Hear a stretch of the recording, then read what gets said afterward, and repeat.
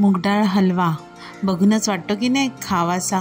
मग तो खाण्यासाठी तुम्हाला ही रेसिपी नक्की पाहावी लागेल।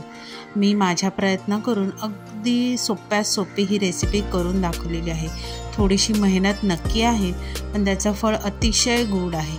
तर अशीच मूगडाळ हलव्याची रेसिपी आज मी तुमच्यावर शेअर करणार आहे। तर चला वेळ न घालवता रेसिपीला सुरुवात करूया। आता इथे हलव्यासाठी सर्वप्रथम मी 1.5 वाटी एवढी मूगडाळ अर्धा तास भिजत घातलेली आहे। अर्धा तास भिजून आपण ती गाळणीमध्ये अशी गळत ठेवायची। पूर्ण पाणी त्याचं निथळलं पाहिजे। जवळजवळ 1 तास हे मी मूगडाळ जी आहे ती निथळत ठेवली आहे। व्हिडिओत दाखवलेल्या वाटीत मी 1.5 वाटी एवढी मूगडाळ घेतलेली आहे। आता कढई घ्यायची, जरा जाड बुडाचीच कढई इथे वापरायची।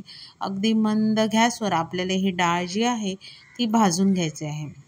डाळ इतपत भाजायची की त्याचा जो ओलसरपणा आहे ती पूर्ण कोरडी व्हायला पाहिजे। आता डाळ साईडला भाजेपर्यंत इथे आपण पाक करून घेऊया।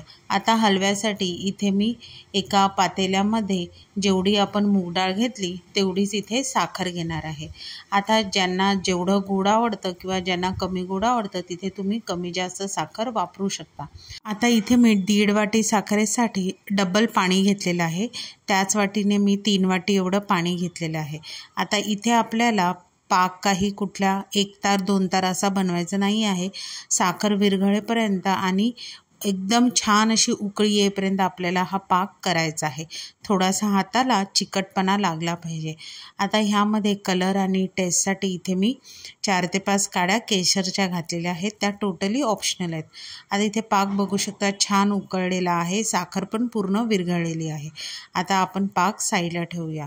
आता तोपर्यंत बघा डाळ छान अशी आपली खरपूस भाजलेली आहे। थोडासा रंगसुद्धा बदललेला आहे आणि जशी डाळ सुकेल त्याचा ओलसरपणा कमी होईल तशी डाळ ही आपल्याला हलकी लागेल। आता डाळ व्यवस्थित अशी पूर्ण थंड करून घ्यायची आणि मिक्सरमध्ये वाटून घ्यायची। आता इथे आपल्याला एकदम फाईन पावडर नको आहे, थोडीशी अशी दरदरीत इथे ठेवायची आहे। आता ज्या वाटीने मी मूगडाळ घेतली आहे त्याच वाटीने आपल्याला इथे तूप घ्यायचं आहे। आता सुरुवातीला इथे मी 1 वाटी एवढं तूप घेतलेलं आहे। आता आता हलव्याला छान टेक्स्चर यायला इथे मी 3 मोठे चमचे एवढा रवा घेतलेला आहे आणि त्याच चमच्याने 3 चमचे एवढं बेसन घेतलेलं आहे। आता बारीक गॅसवर छान असा सोनेरी रंग येईपर्यंत दोन्ही भाजून घ्यायचं आहे।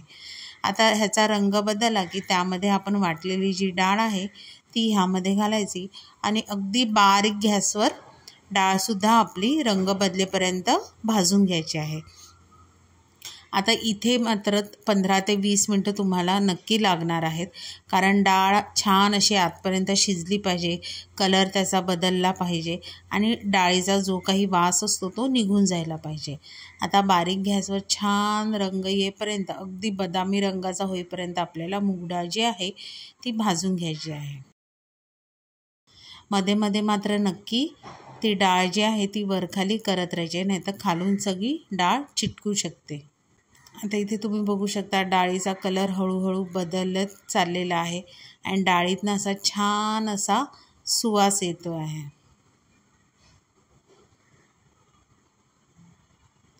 आता ह्यामध्ये थोडं रंग बदलला की ह्यामध्ये उरलेलं जे अर्धी वाटी तूप होतं ते सुद्धा मी ह्यामध्ये ॲड केलेलं आहे। आता इथे बघू शकता डाळीचा रंग छान बदामी रंगाचा झालेला आहे। आता ह्यामध्येच बारीक गॅसवरच आपल्याला जो आपण पाक करत ठेवलेला ना तो ह्यामध्ये घालायचा आणि छान असं ढवळत राहायचा।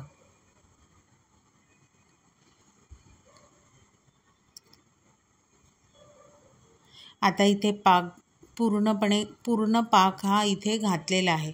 आता खरी मेहनत जी आहे ती इथे चालू होते। आता हा जो पाक घातल्यावर बारीक गॅसवरच आपल्याला हा जो हलवा आहे तो छान असा सतत ढवळत राहायचा आहे। आता ह्या पाकामध्येच आपला जी मुगाची डाळ जी आहे त्यामध्ये जे काही आता उरलेली जी शिजायची कसर आहे ती ह्या पूर्ण पाकामध्ये तो डाळ छान अशी शिजणार आहे।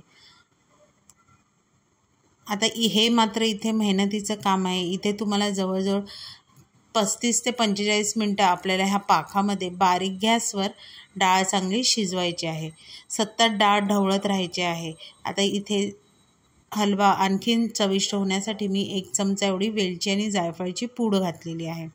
आता ह्या स्टेजलाच ही पूड घालायची, म्हणजे ती सत्तर ढवळून त्यामध्ये छान अशी एकजीव होईल। आता हे सगळी प्रोसेस मात्र आपण बारीक गॅसवरच करायची, इथे गॅस जराही वाढवायचा नाही आहे। सतत ढवळत राहायचा। आता तुम्ही बघू शकता असं ढवळून त्या पाकामध्ये जी मुगाची डाळ आहे ती पूर्णपणे अशी ॲब्झॉर्ब होते, म्हणजे त्या डाळीमध्ये जो पाक जो आहे तो पूर्णपणे आपला शोषून घेतो। आता हळूहळू तुम्ही बघू शकता ह्याचं टेक्स्चर तुम्हाला समजेल की हळूहळू जो हलवा जो आहे तो घट्ट होत चालला आहे। आता हे सारखं जसजसा घट्ट होत जाणार तसतसा आपल्याला तो हलवा ढवळायला थोडा त्रास होणार, पण तेवढंसं मात्र आपल्याला मेहनत जी आहे ती करावी लागणार आहे। आता इथे तुम्ही बघू शकता मगाशी एकदम पातळ होतं, मात्र आता छान असं घट्ट झालेलं आहे। आता ह्या स्टेजला मी जे आपण 1.5 वाटी तूप घेतलेलं आहे त्या तुपातच मी ड्रायफ्रूट्स तळलेले आहेत, तळलेले ड्रायफ्रूट्स इथे घालायचे।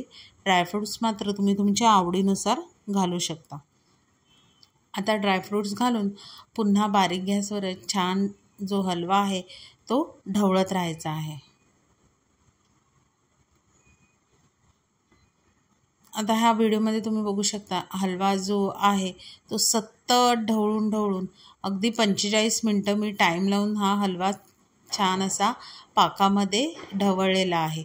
आता बघा इथे छान पाक जो साखरेचा जो पाक आहे तो मुगाच्या डाळीने छान असा ॲब्झॉर्ब केलेला आहे आणि आता हलवासुद्धा छान असा सुटसुटीत झाला आहे।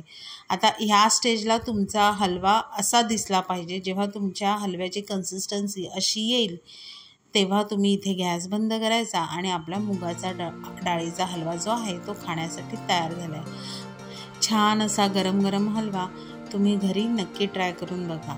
फार काही याला साहित्य लागत नाही, घरगुती साहित्यानेच होणारा हा हलवा आहे।